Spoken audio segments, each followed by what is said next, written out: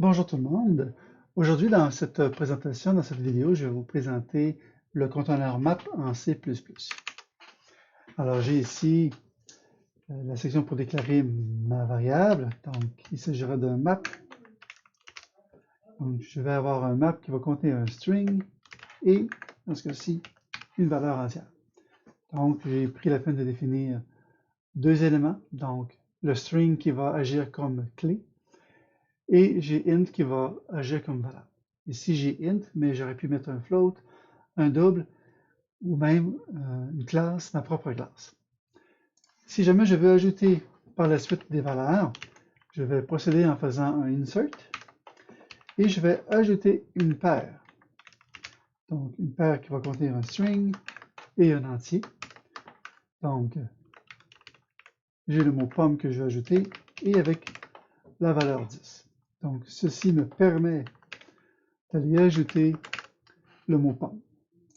Donc, j'aimerais par exemple aussi ajouter orange et le mot fraise avec des valeurs différentes comme ceci. Lorsque je veux afficher les valeurs, alors pour afficher les valeurs, je vais utiliser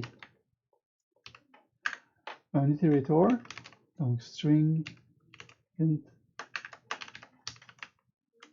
comme ceci. Donc, j'aurai ma cible. Donc, je vais utiliser la boucle for. Donc, cible égale à v.begin.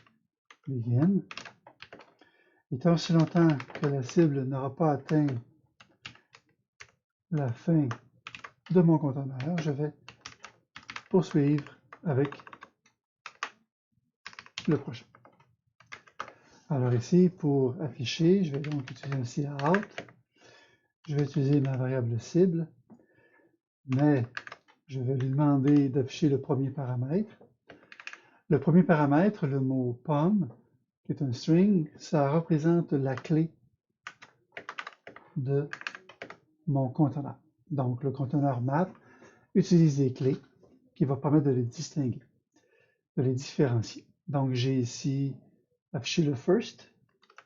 Je vais donc par la suite lui demander d'afficher le deuxième, comme ceci.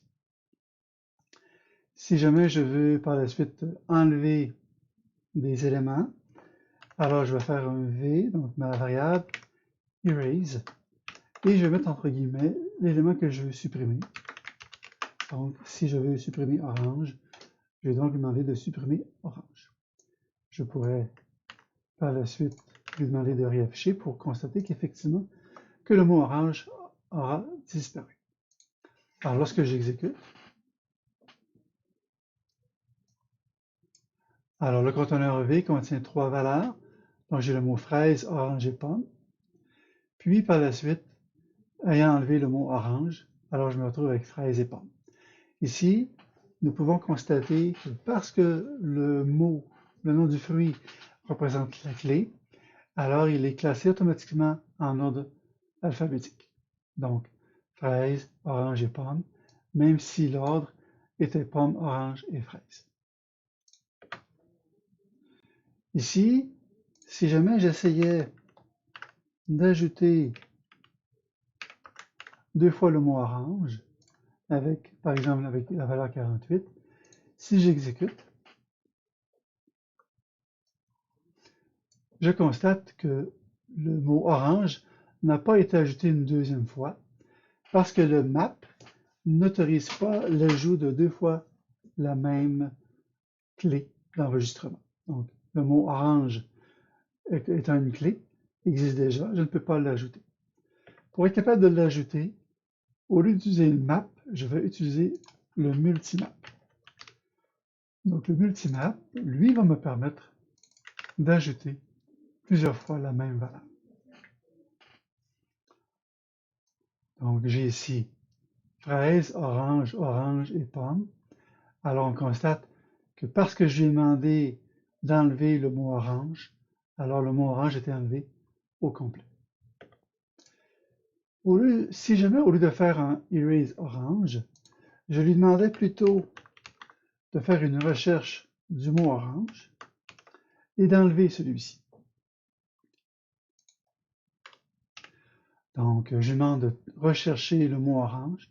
Et lorsque je l'aurai trouvé, je vais lui demander de l'effacer. Alors, lorsque je procède de cette façon, alors on constate que dès qu'il a trouvé le mot orange, il l'a enlevé, mais il n'a pas poursuivi avec les autres. Donc, il a enlevé seulement le premier orange qu'il a rencontré.